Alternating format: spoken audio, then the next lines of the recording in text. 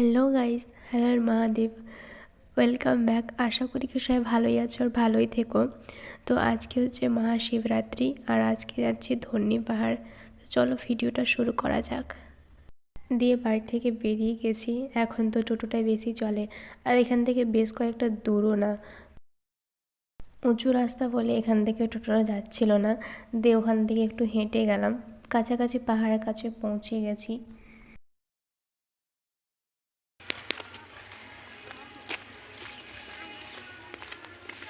এই যে এটাই হচ্ছে পাহাড়, কিন্তু এখান থেকে ঠিক মতো দেখা যাচ্ছে না রোদের জন্য।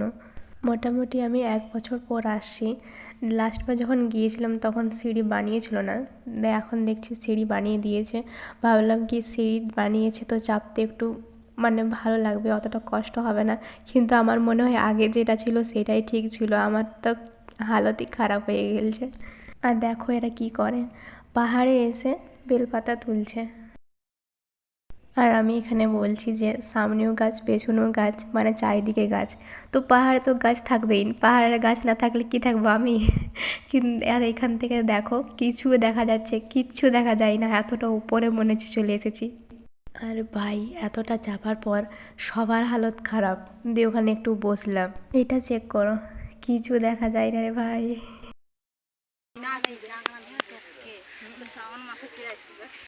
এই যে আমরা চাপছি আর বোনকে কাজে লাগিয়ে দিয়েছি ভিডিও বানাবার জন্য। তো এখান থেকে পুরোটা দেখা যাচ্ছে যে রাস্তাটা কতটুকু আর চারিদিকে কেমন গাছ। যদি বোন থেকে কিছু বেরোয় তাহলে কোন দিকে যে দৌড়াবে তার রাস্তা নাই।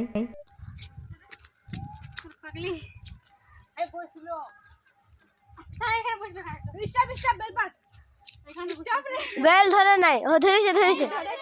আমি আর পারছি না চলতে, আমার শরীরটা এতই খারাপ হয়ে গিয়েছিল, মাথা ব্যথা আর চোখে মনে হচ্ছে পুরো অন্ধকার দেখতে পাচ্ছি।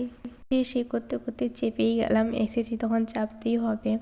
দেখো কতটা ভিড়, অন্য সময় এতটা ভিড় থাকে না। শিবরাত্রি আর শ্রাবণ মাসে যখন বোলবম যায় সেই টাইমে একটু বেশি ভিড় থাকে। আমি এটা শুনেছি যে এখানে যেই শিবটা পুজো হয় সেটা নাকি ফুটে বার হয়েছে, তার জন্য এখানে পাহাড়ে পুজো হয়। আর দেখো এই গাছটার নিচেও এখানে পুজো হচ্ছে।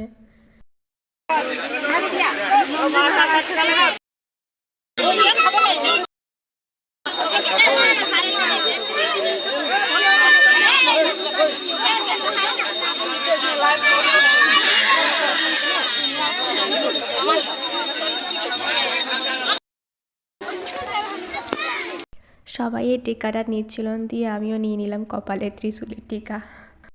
এই যে মন্দির, এখানে পুজো হচ্ছে। মন্দিরটা বেশ বড় না, কিন্তু দেখো এখানে কতটা ভিড়।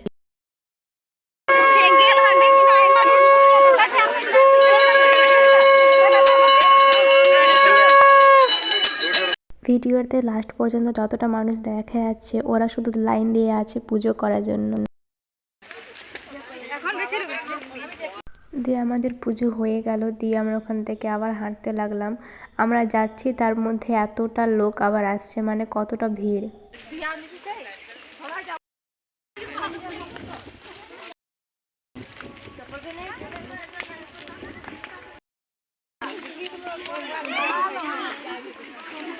ওপরে চাপতে যে কতটা কষ্ট হলো, তার মধ্যে ওপর থেকে নিচে নামতে মনে হচ্ছে ওপর থেকে যেন কেউ ঠেলে দিচ্ছে, এত তাড়াতাড়ি নিচে চলে এলাম। যে যাতে এসেছে সবাই এখানে বাইক টোটো লাগিয়ে রেখেছে, দেখো এতটাই টোটো বাইক আরও আগে আছে, কত লোক হবে। সবকার মতো সেই আবার কোথাও আমি না যেতে পারি না, এক তো চুল পাতলা, আবার এমনি হয়ে গেলে কেমন লাগে। ওপর থেকে এই যে জ্যাম, আমরা বেরোচ্ছি আর এটা এক্ষুনি হওয়া ছিল। পাহাড়ে চাপতে গিয়ে আমার শরীরটা একটু খারাপ হয়ে গিয়েছিল, তো তার জন্য আমি রাস্তাতেই কুল কাটছিলাম। আর আওয়াজটা শুনে তো বোঝাই যাচ্ছে। এখান থেকে যে পাহাড়টা দেখা যাচ্ছে এটাই হচ্ছে ধন্যী পাহাড়, এখানেই গিয়েছিলাম। এখান থেকে দেখে মনে হচ্ছে এই তো কাছে 10 মিনিটের রাস্তা। আর এটা হচ্ছে আমার ছোটোবেলার স্কুল, যেখানে আমি ছোটোতে পড়াশোনা করেছি। দিয়ে বাড়ি চলে এসেছি। উপোস করেছিলাম, তো তার জন্য মা এটা রাত্রে বানিয়েছিল খাওয়ার জন্য। পাহাড়ে চাপতে গিয়ে তো আমার শরীরটা একেবারে গিয়েছে, অন্যবারে এমন হয় না, এবারে কেন যে এমন হলো, ওখানে মাথা ব্যথা করছিল, চোখে অন্ধকার দেখতে পাচ্ছিলাম, অনেক জায়গায় বসে বসেই গেলাম যেমন তেমন করে, যাই হোক। কিন্তু মন্দিরে গেলে না একটু মনটা শান্তি হয়ে যায়। ওখানে কতটা ভিড় ছিল সেটা তো দেখতেই পেলাম। আমরা নামছিলাম তখনও অনেকজন ওপরে যাচ্ছিল। তো যাই হোক, আজকের ভিডিওটা এখানেই সমাপ্ত। ভিডিওটা কেমন লেগেছে কমেন্টে নিশ্চয়ই জানাবে।